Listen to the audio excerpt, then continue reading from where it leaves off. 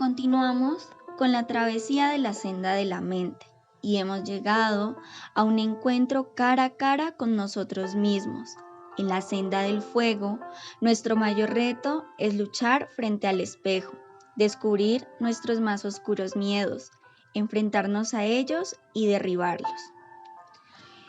Para empezar, vamos a identificar lo que pensamos a través de la aplicación del inventario de pensamientos automáticos de Ruiz y Luján. En este cuestionario, usted encontrará una lista de pensamientos que suele presentar las personas ante diversas situaciones. Se trata de que usted valore la frecuencia con que suele pensarlos, siguiendo la escala que se le presentará dentro del test.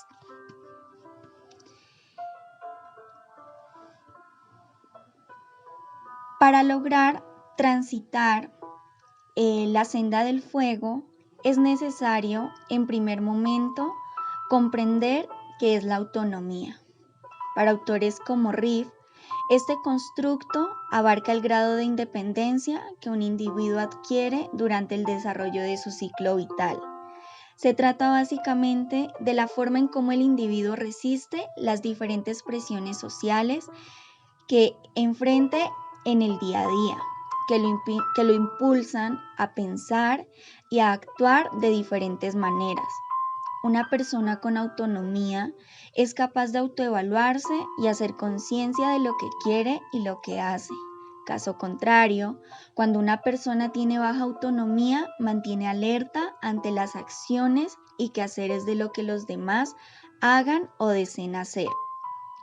La autonomía es un constructo que se ha venido estudiando desde una perspectiva de la filosofía moral y hace referencia a los valores que usted posee como persona, los cuales le van a permitir que se desenvuelva en la sociedad de manera individual, con libertad, responsabilidad, etc., para así dar cumplimiento a los objetivos propuestos en su proyecto de vida, respetando las diferencias individuales y perspectivas de los demás. A partir de lo mencionado, se comprende que la autonomía es la capacidad que todo agente racional posee con el fin de determinar sus preferencias y con base en las mismas tomar decisiones. La autonomía dentro del entorno laboral.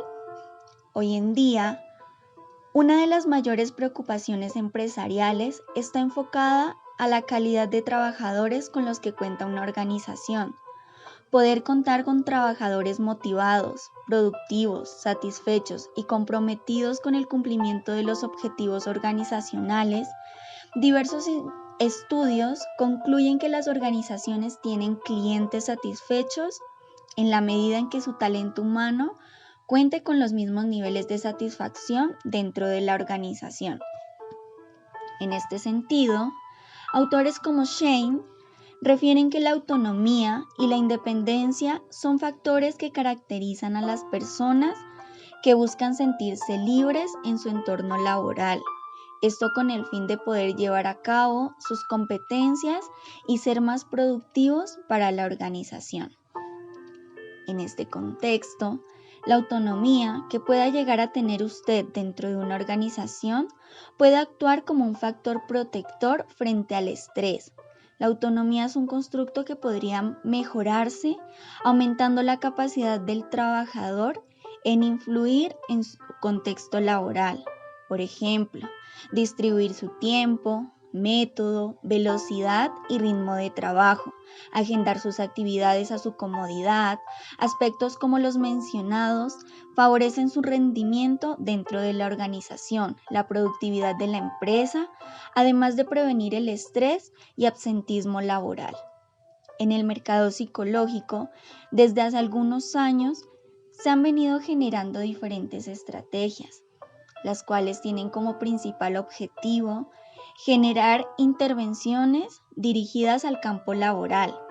Es por esto que se identificó la importancia de hacer énfasis principalmente en la promoción de la autonomía de los trabajadores, puesto que así se va a afianzar la toma de decisiones en términos de libertad en donde las personas sean capaces de elegir su propio destino y por ende el logro de los objetivos de la organización. Es por esto que Pulido y Martínez mencionan la importancia de generar estrategias dirigidas al fortalecimiento de este constructo, ya que así se va a formar personas libres y autónomas dentro del puesto de trabajo. Ahora bien, si usted como trabajador opta por empezar a fortalecer su autonomía, no solamente está labrando su propio destino, sino que está viviendo su vida como su propia empresa, siendo gerente de su propio proyecto de vida. Sin embargo, esa autonomía siempre estará permeada por las creencias, ya que éstas contienen los pensamientos, conocimientos, valores, experiencias que tenga el individuo respecto a las circunstancias de la vida. Hay que recordar que las creencias juegan un papel muy importante en el mantenimiento de lo que se va a explicar como pensamientos automáticos. Las personas suelen tener una perspectiva errada de lo que es la realidad. Esto puede originarse por múltiples causas, ya sea las pautas de crianza, malas experiencias, la cultura, entre otros. Esto hace que se genere un pensamiento distorsionado del diario vivir, afectando así la manera de actuar.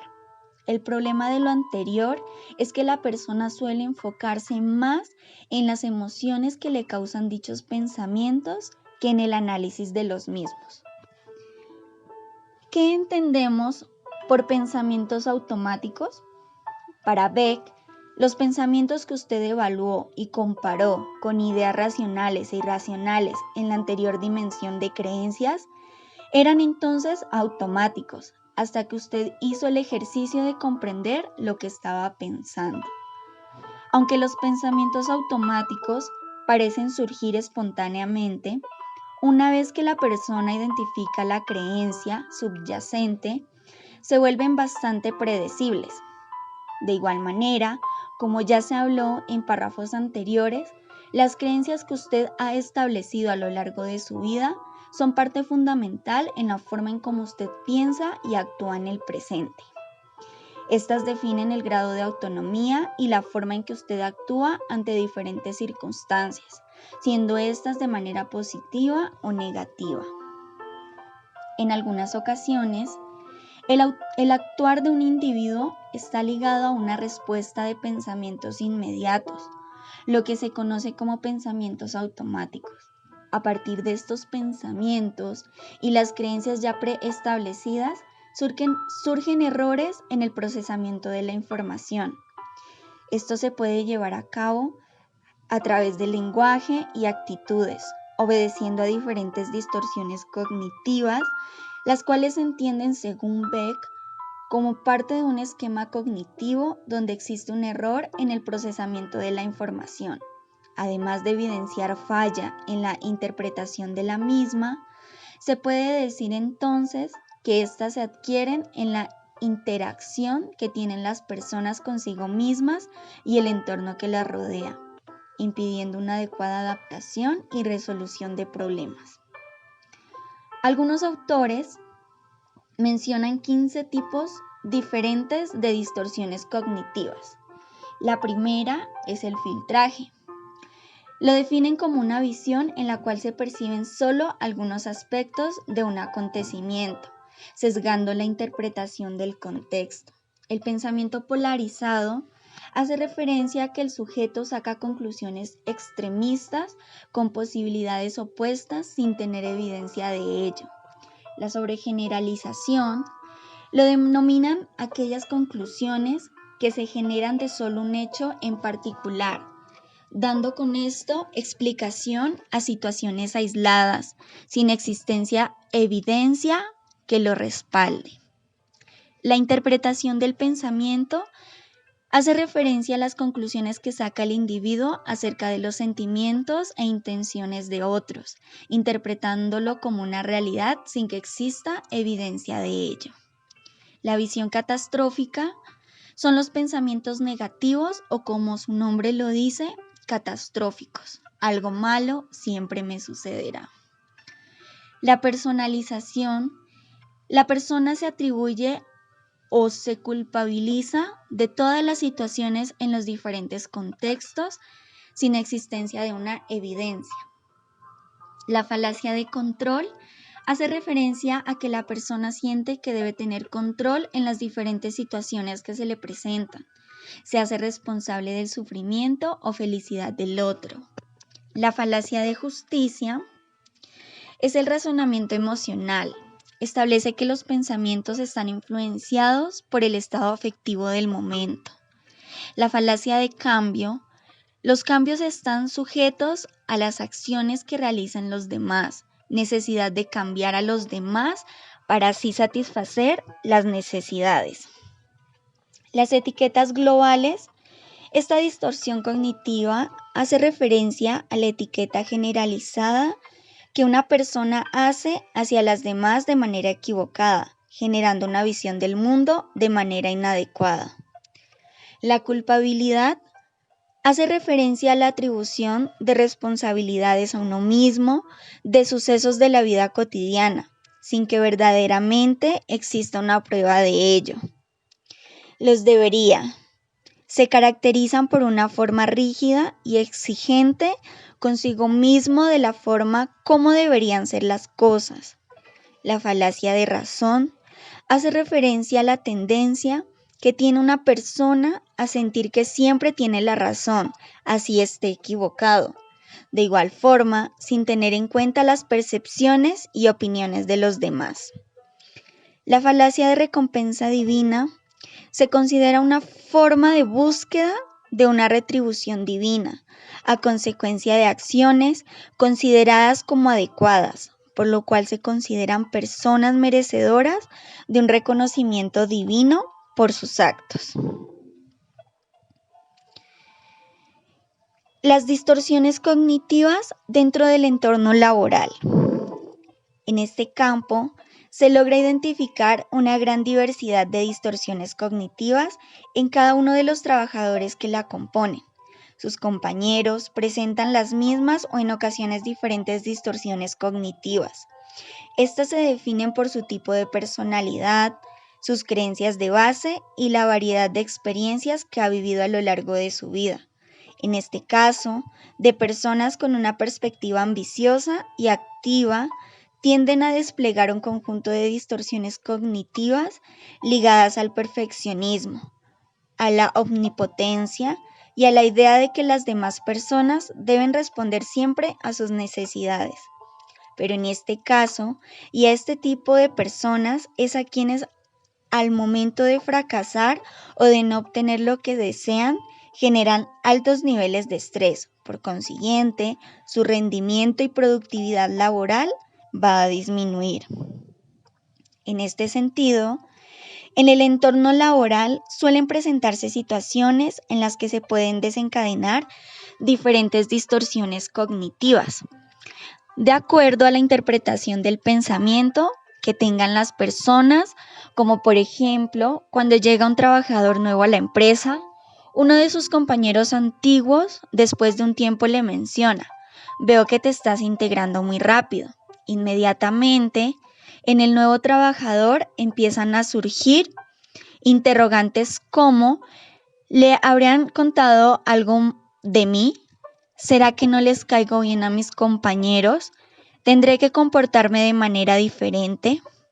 Este tipo de situaciones pueden influir de manera negativa a nivel personal y en las relaciones interpersonales dentro de una empresa, lo cual puede acabar en malentendidos, ya que la persona está haciendo una interpretación errónea de acuerdo a lo que los demás le están tratando de transmitir, originando así conflictos innecesarios dentro del entorno laboral y a nivel individual.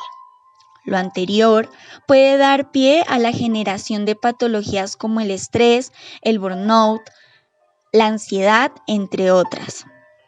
En un estudio realizado por Daher, se logró identificar la relación que tiene el estrés laboral y las distorsiones cognitivas. De esta investigación se puede concluir que a mayores situaciones estresantes, mayores niveles de distorsiones cognitivas. Vivir situaciones estresoras en el ambiente laboral hará que usted retroalimente sus creencias y por ende aumenten sus distorsiones cognitivas.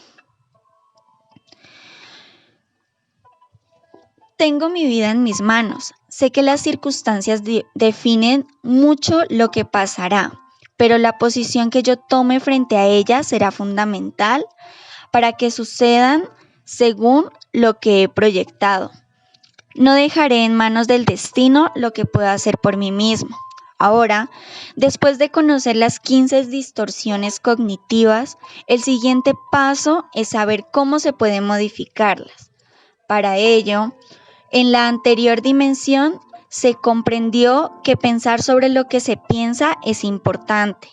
Ahora se aplicará la técnica llamada ABC del psicoterapeuta Albert Ellis, la cual ayuda a la gente a desentramparse de situaciones donde sus creencias pueden llevarlos al pesimismo. La estrategia ABC se define así. A, la cual hace referencia a la adversidad, por ejemplo, la confrontación con alguien.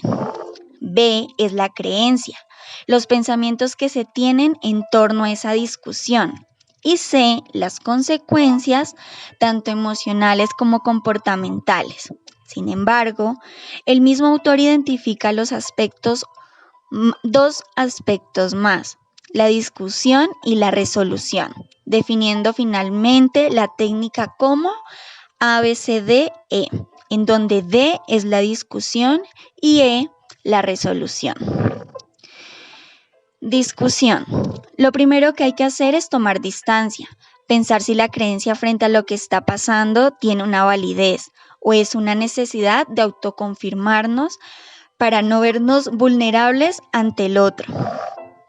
La evidencia es preguntarse si la creencia tiene lógica.